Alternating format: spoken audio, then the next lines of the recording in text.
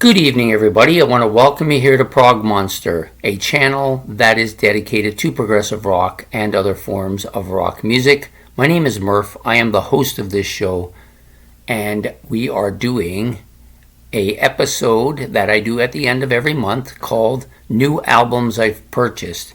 And I also include any other stuff that might be related to the channel, that posters, hats, that kind of stuff that enhance the channel. Anyways, I've not got any of that this week. However, I do have a stack of albums, and I do apologize. One of the albums, which was wrapped, is unwrapped because I did this episode, and about halfway through, something went wrong. I had to start again. So here we go. I put these in genre categories, which for those of you who follow know that I generally do that. So the first album out of the book is this one, Sonus Umbra.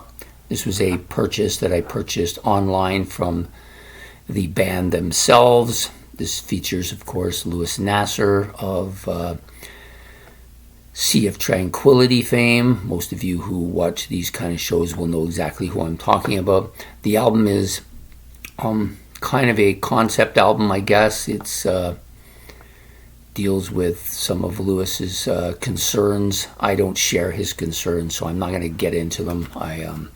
I may be actually opposite of what he thinks, but not 100%. But anyways, you can see it comes with a little book, which has all the different stuff in it.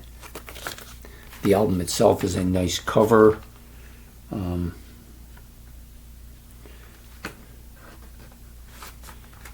see that there. There's a skull picture here, and the album itself, which is in great shape because it's brand new. Instrumentation on this album is really good.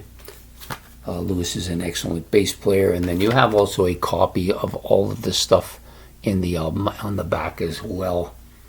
I purchased this for once the delivery was finished. It cost me about $35, and I wanted to have it.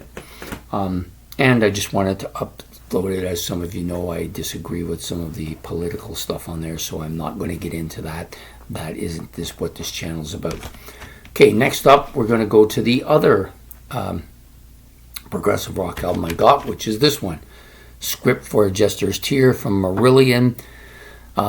Originally, this was the first album that I ever owned that for those neo-prog bands in the 80s that kind of brought me back a bit towards that progressive movement.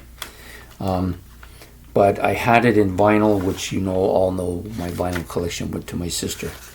So this one, of course, another great set of artwork by Wilkinson. Yeah, Mark Wilkinson, great stuff here. Got some stuff on the inside that's good. All the lyrics, I believe, are in here, and as well as information on the band. Nothing unusual. Cost me $10 this album. I was happy to have it for that price because the other copy they had, which was brand new, same copy was $16, $18, so I was happy to get this one.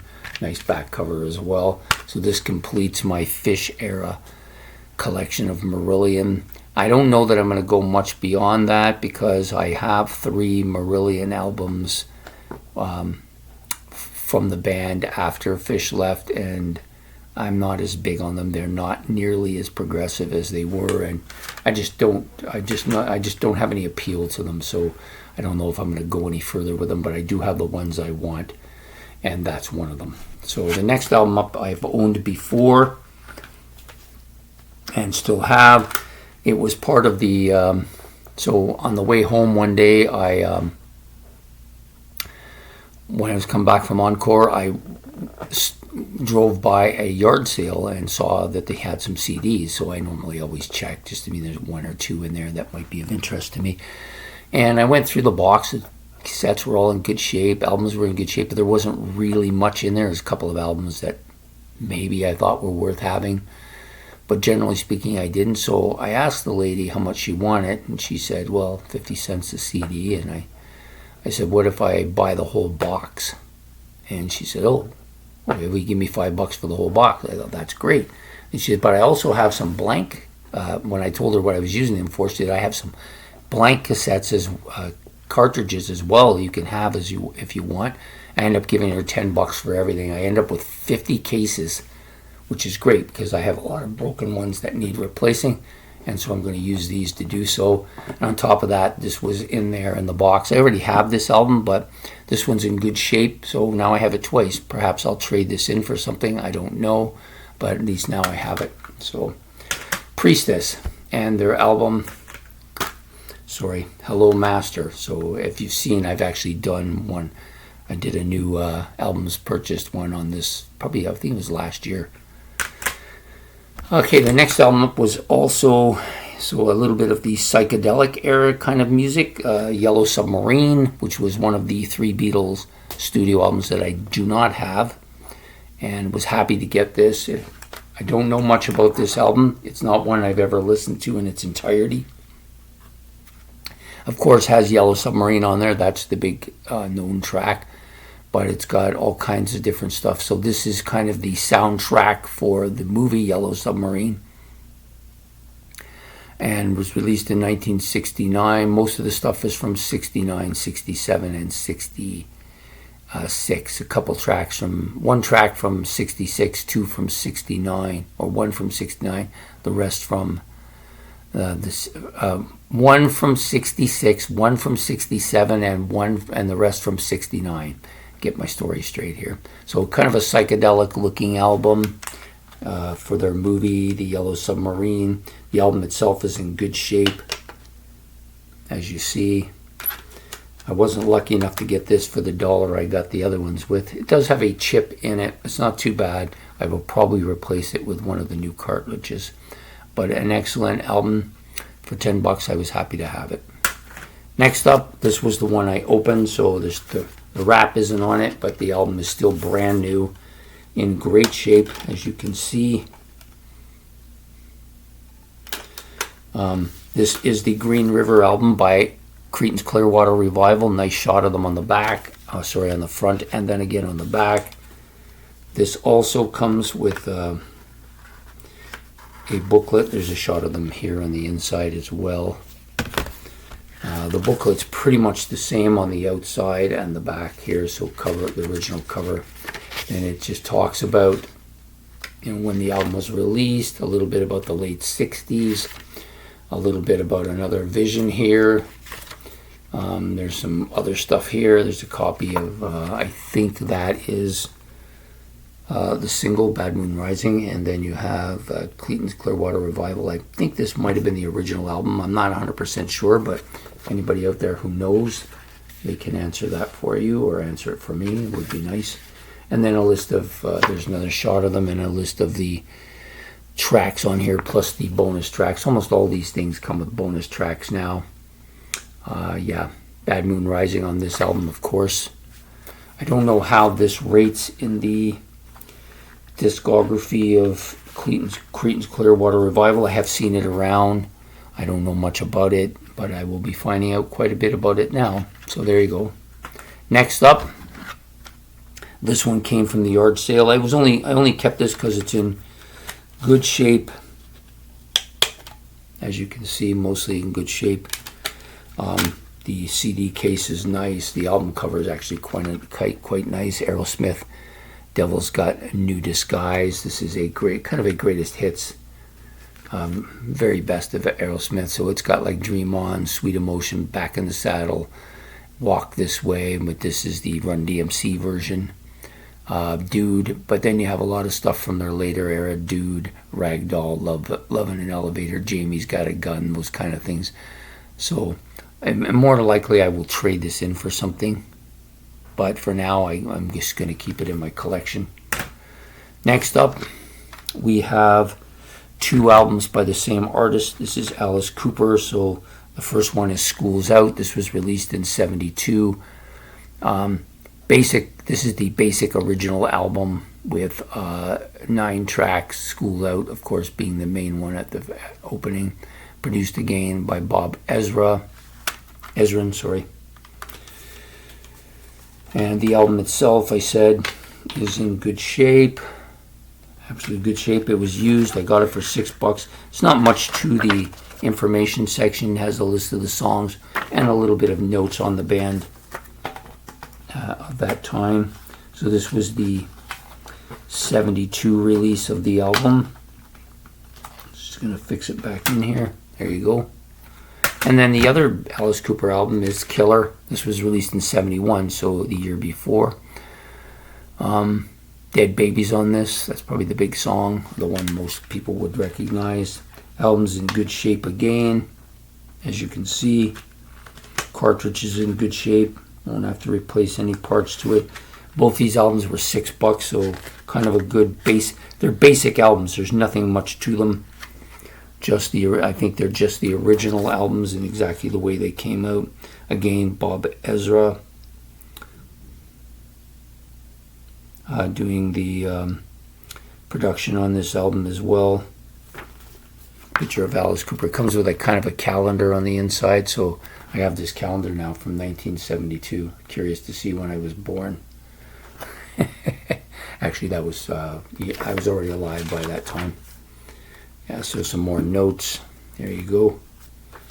Yep, another one. So there's two in a row that I have to go with the couple that I already own from Alice Cooper. So it looks like the collection is on.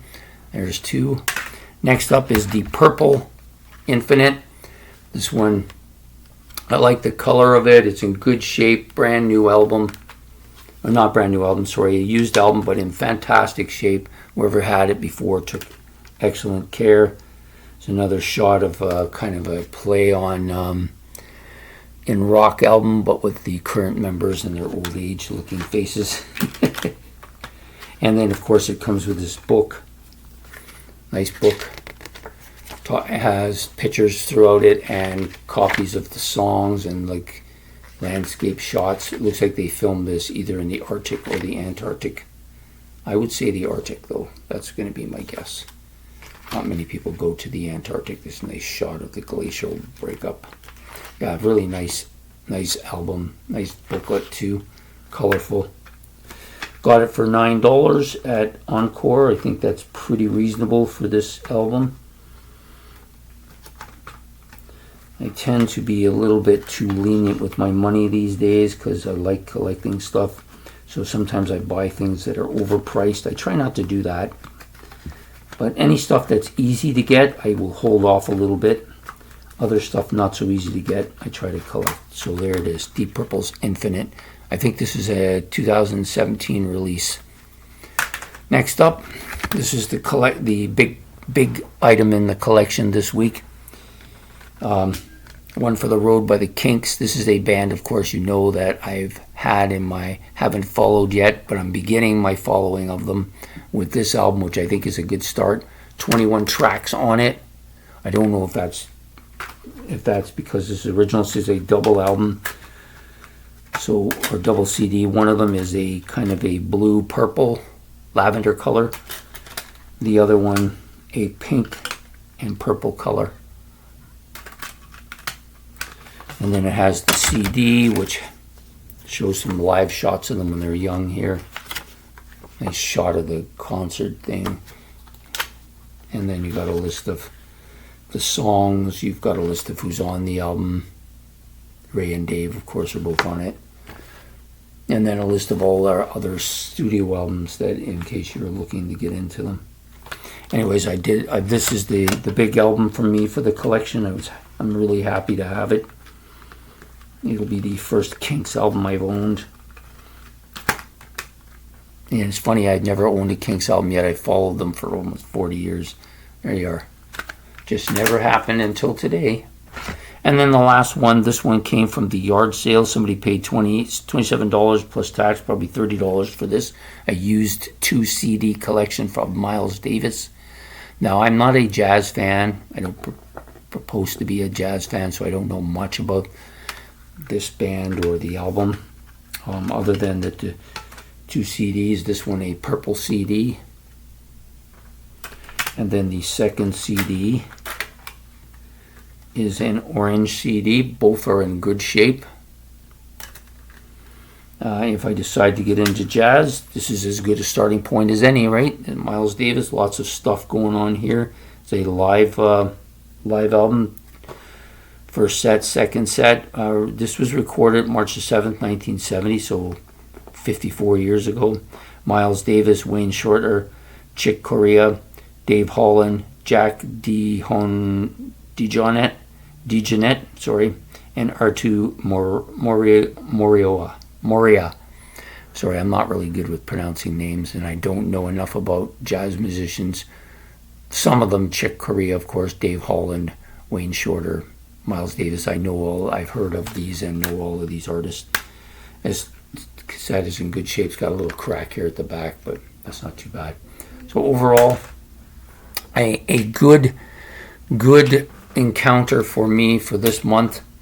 Nothing brilliant other than the Kinks one, which I really wanted. The rest of them I was happy to get, but they're nothing spectacular. There's no huge volume of stuff here today, but I did get 11 of them. Probably paid less than $100 for 11 of them. 3 of them I paid next to nothing for, so I was happy to get them. So I hope you've enjoyed this episode of New Albums Purchased. Please hit the like, subscribe, and notification bell above me. And then any comments about any of the albums or anything I've said, you can put in the comments section below.